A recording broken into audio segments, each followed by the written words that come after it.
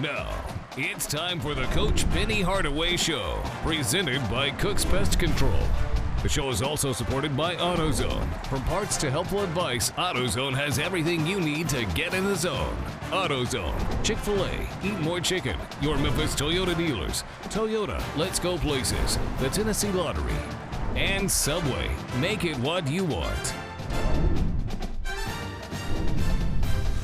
Welcome in, everybody. Nice to have you aboard. It was a split of the week at home, so the bad news is you did lose a home game to a team that probably hurt your chances a bunch for an automatic berth into the NCAA. But the story of this week is sort of, Coach, like the story of the year. It is every time we walk into the arena, there's something new that is not so good that is going on. And this time it was started with Malcolm Dandridge, then you lost Precious, then you lost Lance Thomas. And so everybody wants to know right now, when you go to Cincinnati on Thursday, how many guys are you going to have? I really don't know that. Obviously, it was unfortunate for those guys to get injured, but we really don't know who we're going to have when we go to Cincinnati. Malcolm Dandridge, by the way, if you'll recall, he had a great slam. You'll see it in a little bit against Temple. He came up a little gimpy, so it was precautionary. They weren't going to play him. You think he's got a chance to go? I think Malcolm might have the best chance of the guys.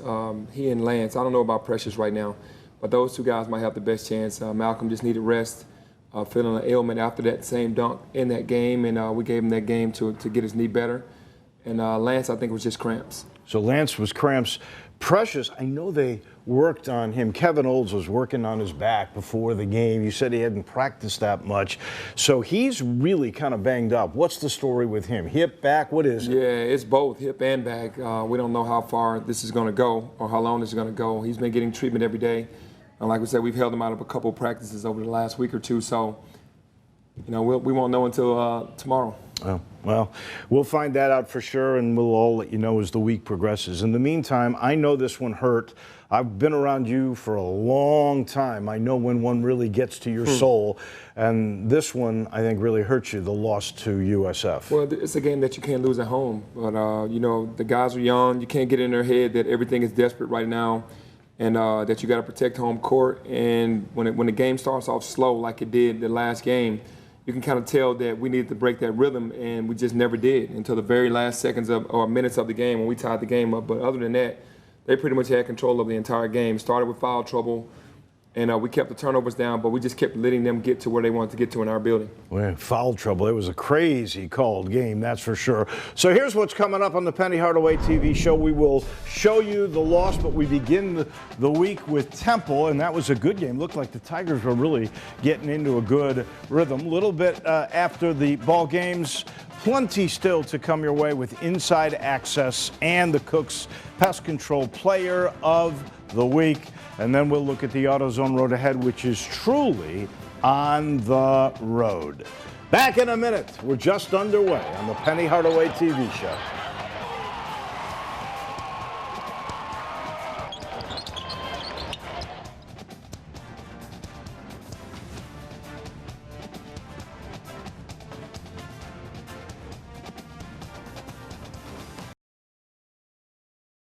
You're watching the Coach Penny Hardaway Show. Week started off in nice fashion. In come I like to call them the Philly Bullies. They are very physical, Temple is, and they've got older players, and they're sort of up and down, but they usually play Memphis very tough. Yeah, Aaron McKee, new coach, trying to find an identity with the team, but they do play tough basketball, and veteran team with veteran guards, and we kind of got under them early and played our game and kept our tempo going and got away with victory. And you know Aaron McKee really well. You played against him in college. You played against him in the NBA. You both had incredibly long careers. Yeah, Aaron has always been a fierce competitor at Temple, being from Philly kid. It was all about being tough, and he played with that type of tenacity and toughness in the NBA as well. Always was a guy that when you played against him, you knew it was not going to be easy. So he's carrying that over to his team now. This was a game where, again, turnovers came into play, but you built big leads in this game. And there is Deadeye. He was really good, by the way, a little bit later in the week, but he gave you some and there's just those mistakes. And you really kept Quentin Rose, who's their best player all conference, in check, except for a couple of gifts. And Lomax is starting to will himself and get into a better position. Yeah, we got to definitely take those turnovers out. We did better last game than we did in the Temple game. That was the dunk, by the way, that you just saw where the injury to Dandridge took place, and it sure didn't look like anything. No, it didn't look like much, but he said that he felt the pop when he landed, and we just tried to take precautionary measures. But definitely was a game where we turned the ball over, but we still made tons of free throws to make up for it. Boogie Ellis has been really good since getting back into the starting lineup, and this was a really good game for Lester. He had career-high matching 21 points. Yeah, Lester played a big game in that game. He shot the ball well. He got to the basket. He made his free throws. He defended well on Rose, who was a guy that they needed to score. We kind of held him down. So, yeah, great game from Lester. And Tyler shows you can go to the hole as well. And, you know, that is just critical right there, to keep getting production from Lance Thomas. And he hit 3 threes down the stretch that really helped you pull away. Yeah, Lance has been playing well ever since the UCF game, shooting the ball well, and all of his threes have been big and timely for us in the games that we won. Precious had another double-double, his 12th of the year. And there is Malcolm. And, you know, this is after that dunk, and look at how active he was. This was the best game. He had a career-high 9 points in the game. Yeah, Malcolm has a ton of talent.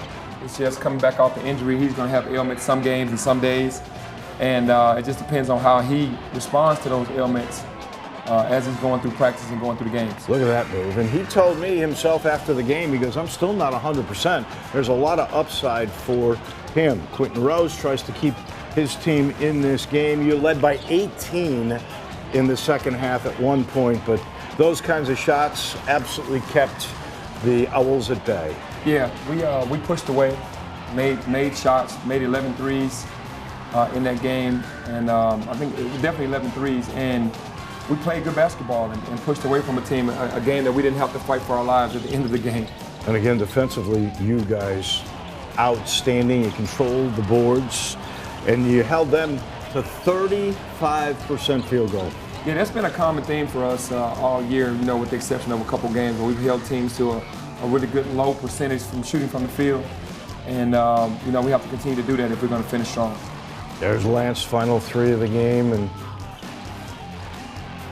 you know, when you want to press, you can press. There's Boogie. He had 18 points in this game. So you had almost 5 or 6 guys near double figures. Yeah, well, that's when we were sharing the basketball. We have the point, we call it .5 mentality, where we're getting the ball to each other. Guards attack the basket downhill like they were supposed to, like Alex and Boogie just did. And we rebounded the ball well, so just got to keep fighting. Part of the reason why I think you went to the free throw line so much was because you had that attack mode. Yeah, guards have to stay in attack mode. They can't be tentative. We got to get downhill to give us opportunities for offensive rebounds as well. So it felt like, wow, Tigers are really starting to click. That's the best conference game that the Tigers have had since the game against Tulane. It looked like everything was clicking. Unfortunately, as soon as you got to FedEx Forum on Saturday, the news came out. Malcolm wasn't going to be able to go, and then there were more injuries to come. You'll see it. We'll talk about it when we return to the Penny Hardaway TV show.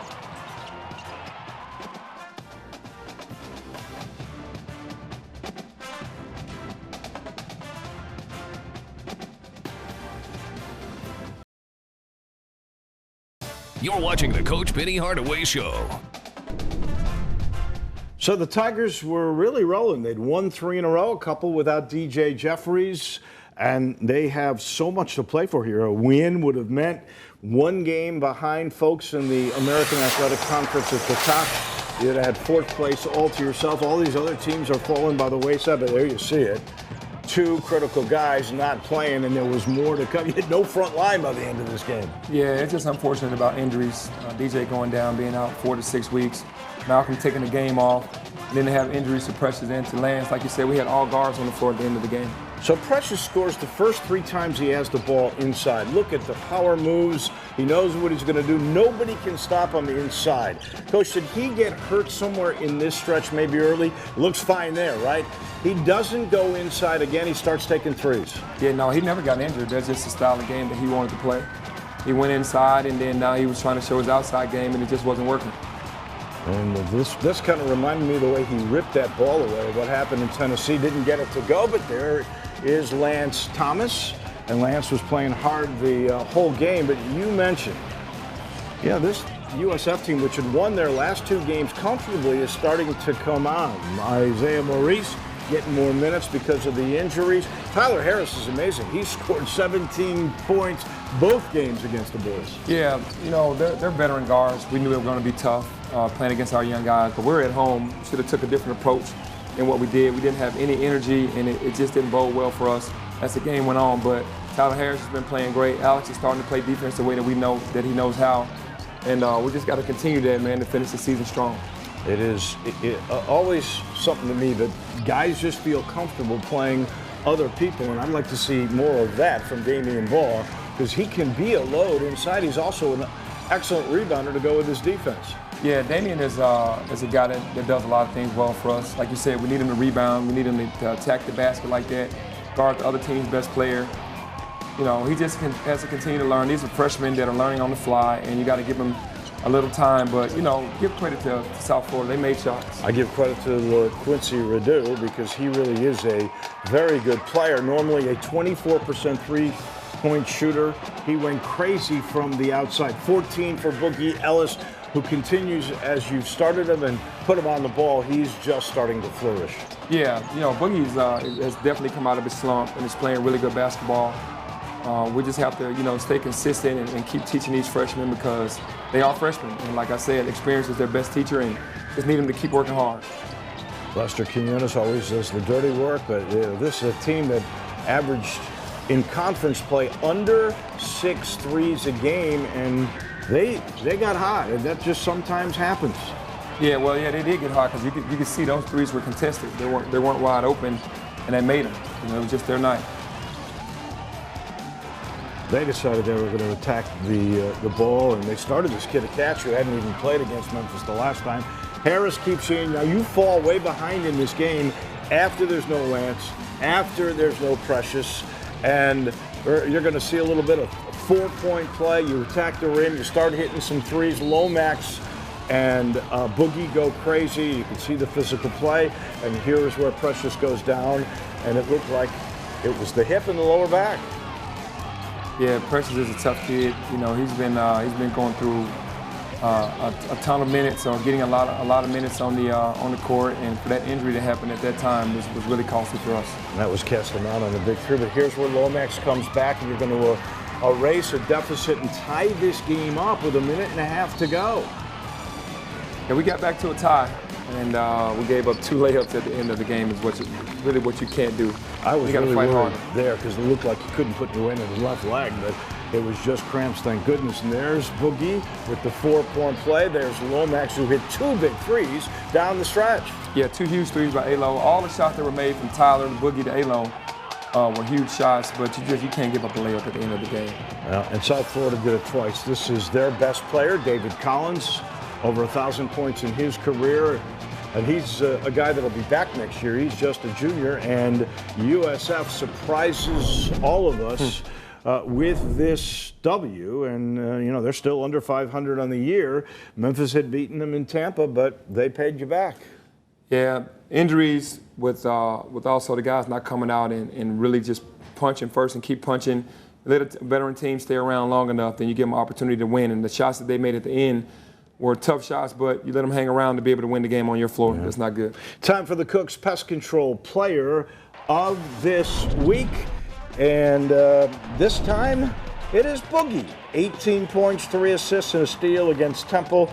And he's kept this double-digit thing going now. 14 points against USF, including that huge 4-point play at the end that got the game all even. Yeah, happy to see him playing well. He works really hard. And now we just got to string some wins together to finish the season out strong, but happy for Boogie for sure. Well, the good news is, and we'll find out from the AutoZone road ahead, you're going to play a good team that would be a quad 1 win on the road. Those things are very valuable, and there are still a lot of games to play. 8. This is not by any means over yet. We've got a little Toyota Inside Access coming your way in just a minute. I mentioned how good Boogie had been. He talks about turning his year around in just a minute.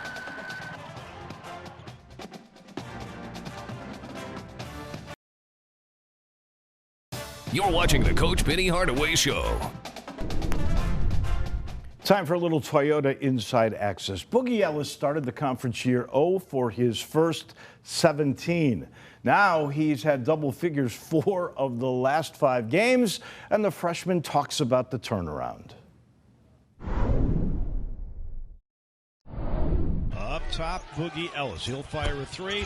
Bottom again! I mean, I've been working hard my whole entire life, so work always it was proven for me. So I knew no matter what, if I was in a slump or if I'm having a bad game, I'm always going to come back to the gym and keep working because, you know, I'm not going to be in the slump for a long time. You know, if you're in the gym working, God's going to reward you. To the steal by Boogie. Boogie's got a 3-on-2. Boogie at the free throw line. Stops, pops, got it! I mean, my teammates was with me throughout the whole way, telling me just keep shooting, just hoop and don't think. It's Quinones, right corner. Here's Boogie, puts up a 3. It spins around and goes, and he's got 4 threes in the game.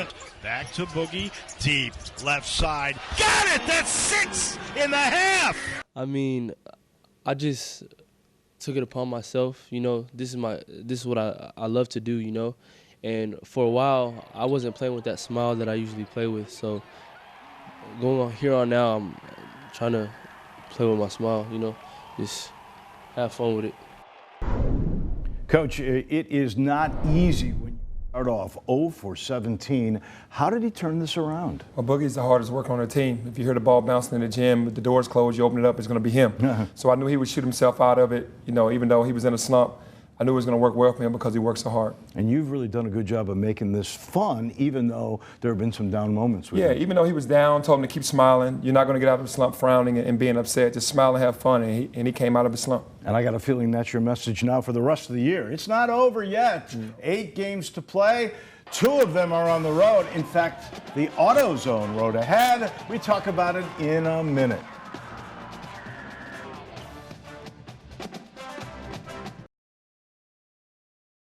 You're watching the Coach Penny Hardaway Show.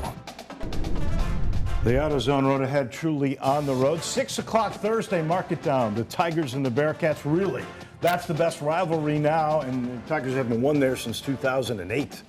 Well, we have to get it this time. I'm ready to go on the road. It's a good game for us right now after coming off one at home that we lost, that we gave away. Go get that one.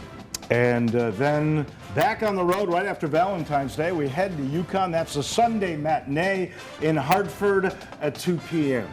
Yeah, that'll be a good one as well. They play really well here. They've been playing as good a basketball as anybody in our conference, winning 2 big games back-to-back, and be looking forward to that game as well. And, of course, you've got this great relationship with Danny Hurley. I love watching him coach. He's so animated. And the Tigers are needing some W's. We'll see you right here next week. Have a great week, everybody. Thanks for watching the Coach Penny Hardaway Show, presented by Cook's Pest Control. The show is also supported by AutoZone. From parts to helpful advice, AutoZone has everything you need to get in the zone. AutoZone, Chick-fil-A, eat more chicken. Your Memphis Toyota dealers, Toyota, let's go places. The Tennessee Lottery, and Subway. Make it what you want. This copyrighted broadcast is an exclusive presentation of Learfield IMG College under the broadcasting rights granted by the University of Memphis. Reuse of this presentation is prohibited without the expressed written consent of the University of Memphis and Learfield IMG College. The preceding has been a Learfield IMG College presentation of the Tigers Sports Network.